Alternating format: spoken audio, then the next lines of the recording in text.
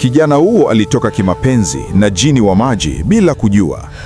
Karibu katika simulizi hii ya penzi la mtandaoni Facebook. Lakini kabla sijaendelea, na kuomba usubscribe na ubonyeze hiyo kengele ili uwe wa kwanza kupata kazi zetu mpya kwa wakati. Pia like video hii, share na uniandikie kwenye comment unatazama simulizi hii ukiwa nchi gani. Msimulizi ni wako, Anko Sekalema kutoka Kongo. Tunaanza sasa. Siku moja, Anko Sekalema alikuwa akipiga stori na marafiki zake kwenye Facebook. Ghafla akaona picha ya msichana mrembo sana. Picha ile ilimvutia mno, macho yake yakabaki tu hapo. Bila kupoteza muda, Anko Sekalema akamtumia ujumbe. "Mambo mrembo?" Msichana akajibu kwa upole, "Poa, wewe ukoje?" Anko Sekalema akasema, "Nimeona picha zako, wewe ni mrembo kweli." Kwa ujanja wake akaanza kumtongoza yule Sireni. Bila kuchelewa akamuita nyumbani kwake. Akamwambia kwa simu, "Nimekutumia hela ya bodaboda, njoo kipenzi changu." Sireni akasema, "Sawa, nimeona pesa." Baada ya saa chache, msichana yule akafika. Wakaanza kuzungumza. Anko Sekalema akamwambia, "Hapa ndiyo nyumba yangu, karibu sana. Mimi ni single." Msichana akasema, "Mimi ni mgeni hapa mjini Goma. Nimetoka kijiji cha Masimero. Wazazi wangu wote wameshafariki. Sina ndugu yoyote hapa mjini." Mazungumzo yao yakaendelea. Wakati msichana alitaka kuondoka, Anko Sekalema akamzuia, akamwambia, "Usiondoke, tutaishi hapa pamoja." Msichana akamuuliza, "Kweli huna mahusiano mengine?"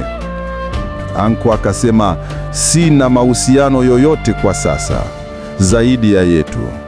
Lakini ukweli ni kwamba Anko alikuwa na mchumba tayari. Alidanganya tu ili msichana huyo abaki naye.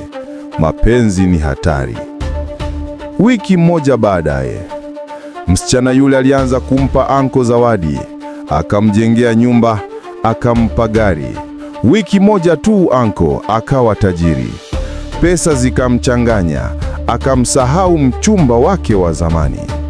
Baada ya mwaka mmoja, siku moja Sireni akamuuliza, "Anko, kweli unanipenda?" Anko akajibu, "Baby, nisipokupenda wewe, ni nyani nitakayempenda? Nakupenda sana."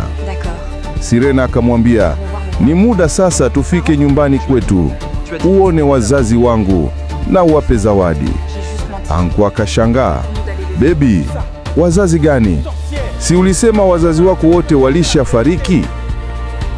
Sireni akasema, "Ndiyo, nilisema hivyo, lakini hawajafariki."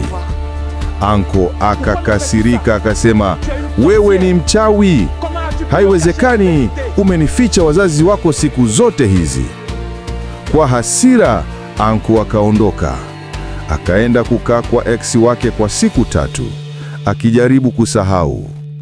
Siku aliporudi nyumbani, alikuja na ex wake ili amwonyeshe Sireni kama ni mfanyakazi mwenzake. Lakini hakujua siri itafichuka. Walipofika, Sireni aliwapokea vizuri. Kisha akamuuliza Anko, "Habari ya Florence?" Anko akasema, "Florence? Florence yupi?" Sireni akamwambia, "Yule ex wako." Wote wakashangaa. Misheni ya Anko ikafeli papo hapo. Siku 3 baadaye, Sireni akamwambia Anko, "Nilikwambia tuende kuwaona wazazi wangu, ukapuuzia. Basi jiandae, kesho asubuhi wao watakuja hapa."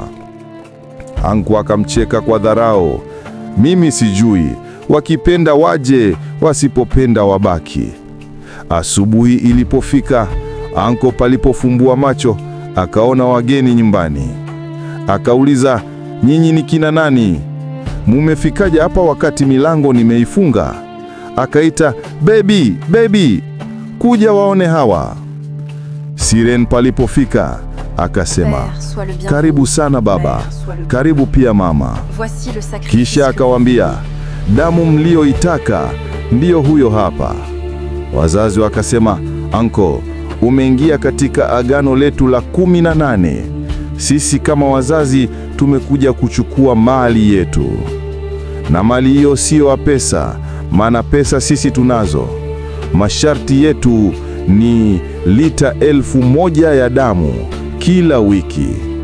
Lakini wewe tunakupa muda, wiki 2 tu. Na kila mwezi lazima ulale ndani ya jeneza siku 3. Nani angejua mtandaoni jela? Anko kapagawa.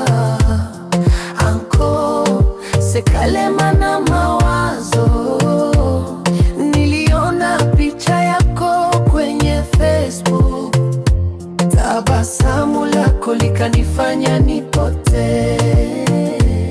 Nikaanza inbox, ukaanza kucheka. Ujumbe wako ulikuwa moto moyoni. Ulinivuta kama upepo wa bahari. Ukanipeleka mbali na usalama wangu. Je, ni kweli au ni ndoto? Anko aliposikia masharti hayo magumu, alikimbia akaenda kuishi na rafiki yake Zero Senki. Lakini popote alipokimbilia walimfuata. Akienda chooni anamuona mke wake. Akijitazama kwenye kioo anamuona mke wake. Anko akachanganyikiwa. Akaanza kunywa pombe kidhani itampunguzia mawazo, lakini haikumsaidia hata kidogo. Siku moja mke wake akamwambia, usidhani unaweza kutukimbia. Damu yangu iko mwilini mwako. Popote utakapokwenda tunakuona, na tayari nina mimba yako. Anko Sekalema akasema, sitaki, uniache. Kisha akakimbia.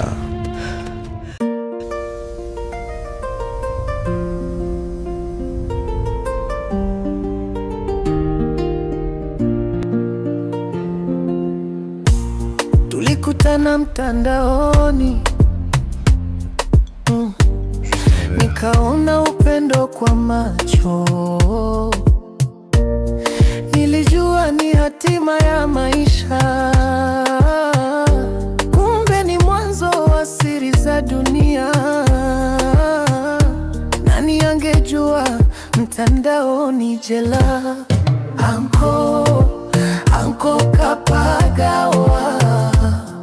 Anko Sekalema na mawazo.